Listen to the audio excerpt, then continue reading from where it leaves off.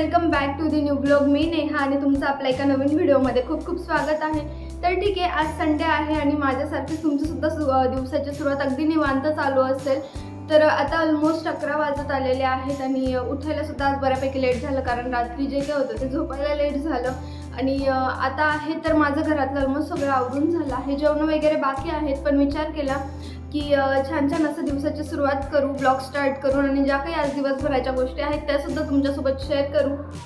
तर मागच्या 2-3 ब्लॉग्समध्ये मी तुम्हाला बोलली होती की जे काही आहे ते मी नर्सरीमध्ये जाऊन आपल्याला बाल्कनी मेकओव्हरसाठी किंवा जे काही थोडंफार इंडोर किंवा आउटडोर प्लांट्स आणायचे आहेत किंवा छान छान अशी फुलांची झाडंसुद्धा आणायची आहेत.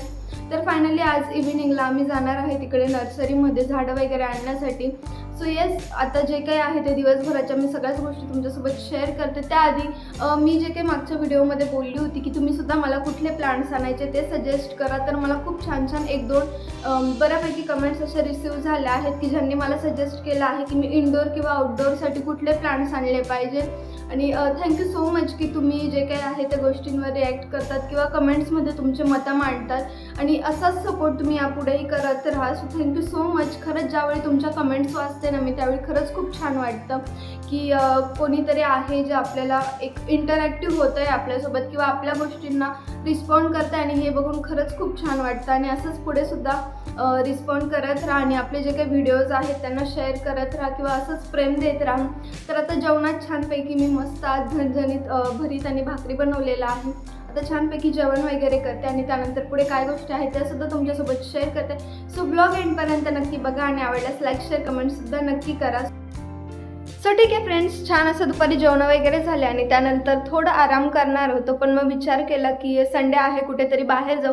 सडनली प्लॅन झाला आहे, अजून काहीच फायनल नाही की कुठे जातो आहे किंवा काय. पण मग आता छान अशी मी रेडी झालेली आहे आणि आता आम्ही बाहेर निघतो आहे. खरंच काहीच आयडिया नाही की कुठे जायचं आहे काय, पण मग असंच पडल्या विचार केला की कुठेतरी बाहेर जाऊ, कारण लास्ट विकेंडला पण आम्ही घरीच होतो. सो आता विचार केला की छान असं आहे वेळ, तर परत आठवडाभर जमत नाही कुठे जायला वगैरे. सो आता छान असं बाहेर जाऊ. सो छान मी आता रेडी वगैरे झाली आहे आणि आता आम्ही दोघंसुद्धा बाहेर जायला निघतो आहे. आता कुठे जातो काय ते ब्लॉगमध्ये तुम्हाला पुढे कळेलच. So stay tune. हां, प्रेसचे कपडे ना. ठीक आहे. सो ठीक आहे फ्रेंड्स, छान असं दोघांचं सुद्धा आता आवरून झालेलं आहे आमचं. आता डोअर वगैरे लॉक करतो आणि आम्ही आता जातो आहे खाली. कुठे जातो काय जातो ते तुम्हाला पुढे कळेलच. सो ठीक आहे फ्रेंड्स, खरं तर खूप हौशेने निघालो होतो आम्ही, पण ऐन वेळेवर कळलं की गाडी पंक्चर आहे. सो आता मी बाहेर इकडे मंदिर आहे तिथे बाहेर बसली आहे आणि हे जे आहेत ते गाडीचं पंक्चर वगैरे काढायला गेलेले आहेत. आता मी जरा वेळ इथे बसते, त्यानंतर मी बाहेर ज्यावेळी आम्ही निघू त्यावेळेस त्या गोष्टी मी तुमच्यासोबत शेअर करते. ते ठीक आहे फ्रेंड्स, फायनली आम्ही जायला निघालो आहे. खरं तर आहे ना, निघायलाच बऱ्यापैकी वेळ झाला होता. ऑलमोस्ट आम्ही 1-1.5 वाजता ठरवलं की जाऊ कुठेतरी बाहेर आणि ठरवल्यानंतर रेडी वगैरे झालो. 10-15 मिनटात पटकन रेडी झालो आणि खाली येऊन बघितलं तर गाडी पंक्चर होती. सो गेले हे तिकडे पंक्चर वगैरे काढायला किंवा गाडीत हवा वगैरे भरायला. तिकडे ऑलमोस्ट 15-20 मिनटं गेले. त्यानंतर आल्यावर मग आम्ही खालीच डिसाईड केलं की जायचं कुठे, कारण नंतर परत मग वेळ जातो की कुठे जायचं हे शोधण्यासाठी. सो आम्ही जातो आहे आता लोणावळा साईडला. 1-2 लोकेशन बघून ठेवले आहेत, पण बघू आता कसं काय जमतं ते. आणि आता लोणावळा साईडला जर तुम्ही जाणार असताना तर इकडे रस्त्यात बिर्ला गणपतीसुद्धा आहे. छान स्पॉट आहे, तो सुद्धा बघण्यासारखा आहे. तर तुम्ही जर लवकर निघालात किंवा तुमच्याकडे बऱ्यापैकी वेळ असेल ना, वेळेचा काही इश्यू नसेल, तर तुम्ही त्या स्पॉटला सुद्धा जाऊ शकताय, कारण खूप छान असं तो पण स्पॉट आहे. इकडे मी दाखवलं आहे, तुम्हाला क्लिअर दिसतं आहे की नाही व्हिडिओमध्ये माहिती नाही. अगदी रस्त्यावरून सुद्धा बाप्पाची मूर्ती दिसते. आणि खरं तर आहे ना, सॅटर्डे संडे म्हटलं ना तर अगदी मनाची तयारी करूनच बाहेर निघायचं, कारण ट्रॅफिक भरपूर अशी लागते. आम्हाला अगदी 15-20 मिनटाच्या अंतरावरच एवढी ट्रॅफिक लागली आहे. आता माहिती नाही पुढे जाऊन किती काय वेळ होतो आम्हाला तिकडे पोहोचायला. तर ठीक आहे, बघू अजून पुढे कशा काय गोष्टी होतात ते.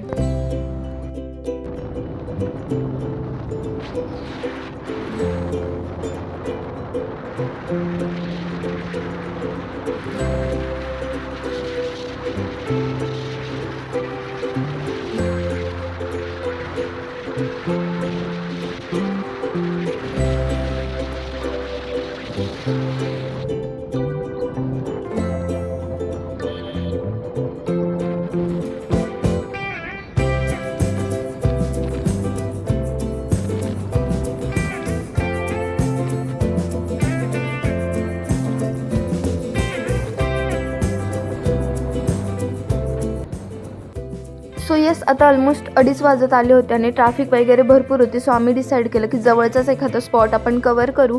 सो आम्ही डिसाईड केलं की इकडे जवळच कार्ला केव्ज म्हणून एक स्पॉट आहे, तिकडे एकविरा मातेचं मंदिरसुद्धा आहे, एकविरा देवीचं. सो विचार केला की आता तिकडेच जाऊ आणि जे काही कार्ला केव्ज वगैरे आहे ते आम्ही ऑलरेडी नेटवर सर्च केलेलं होतं, तर छान होता तो स्पॉटसुद्धा. सो आता आम्ही तिकडेच जातो आहे.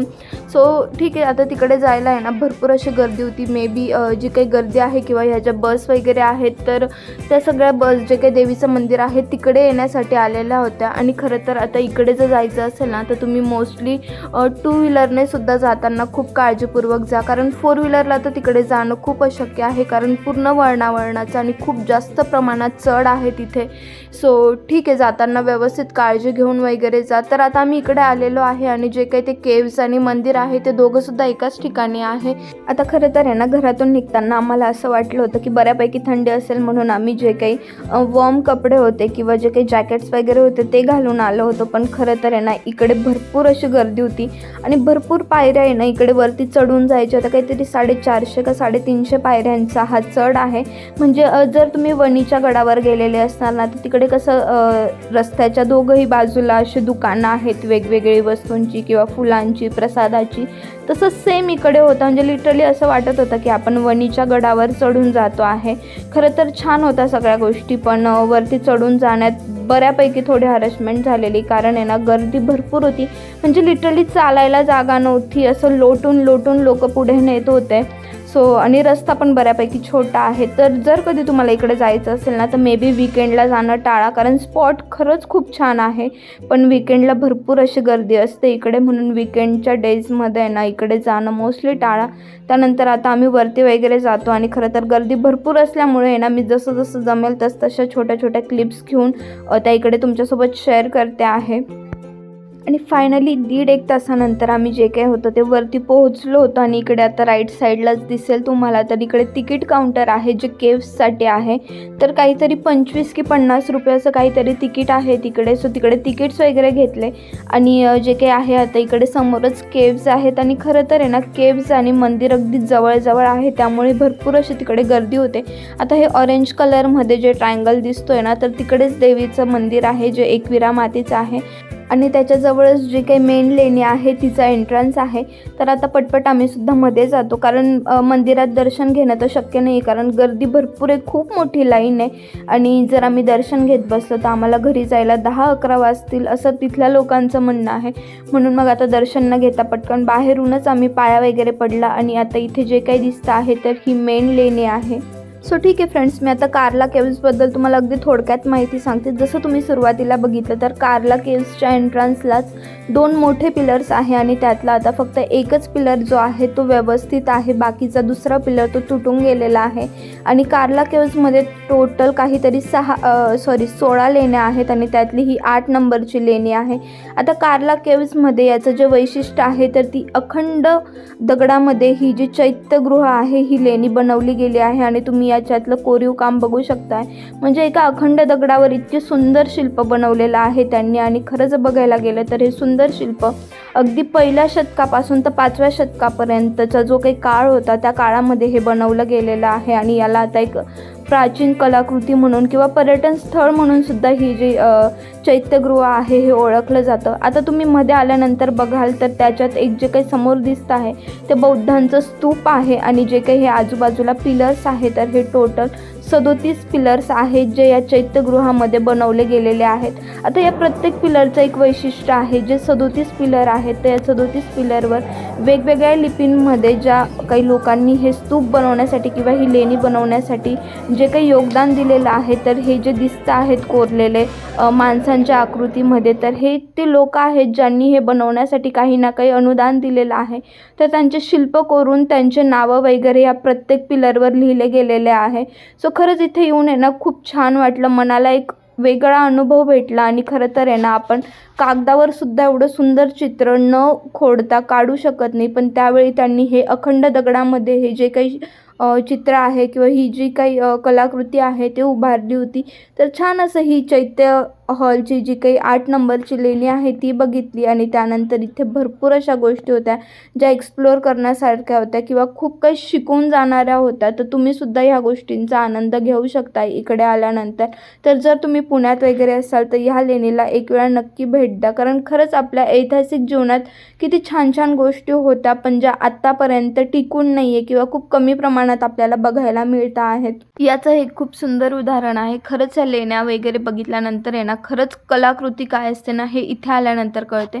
सो ठीक आहे, आता ज्या काही केव्ज आहेत त्या मी पूर्णपणे बघून घेते आणि खरं तर भरपूर असं दमलोय म्हणून आता मी पुढे काही शूट करत नाही. ब्लॉग डायरेक्ट मी आता घरी जाऊन स्टार्ट करते.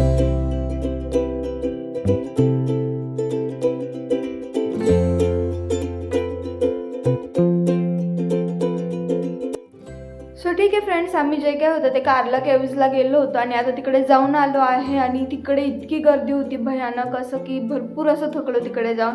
सो मी नंतर काही शूट नाही केलं. तिकडे दर्शन वगैरे घेतलं, ज्या केव्ज होत्या त्या बघितल्या आणि त्यानंतर घरी येऊन आहे ना फ्रेश झाली, अंघोळ वगैरे केली, कारण येताना भरपूर अशी थंडी होती. सो बऱ्यापैकी थंडी भरली गेली होती. सो मग घरी येऊन मस्त छानपैकी गरम पाण्याने अंघोळ वगैरे केली आणि आता भरपूर असं थकलो आहे. सो आता जेवायला बाहेर जातो आहे. ठीक आहे, सो आता बाहेर जाऊन छान असं जेवण वगैरे केलं, भरपूर असं जमलं होतं म्हणून आजचा ब्लॉग मी इथेच एंड करते. जर तुम्हाला आपला आजचा व्हिडिओ आवडला असेल तर व्हिडिओला लाईक, शेअर, कमेंट नक्की करा आणि प्लीज जर आपल्या चॅनलवर नवीन असाल तर प्लीज आपल्या चॅनलला सबस्क्राईब करून घ्या. Thank you so much for watching.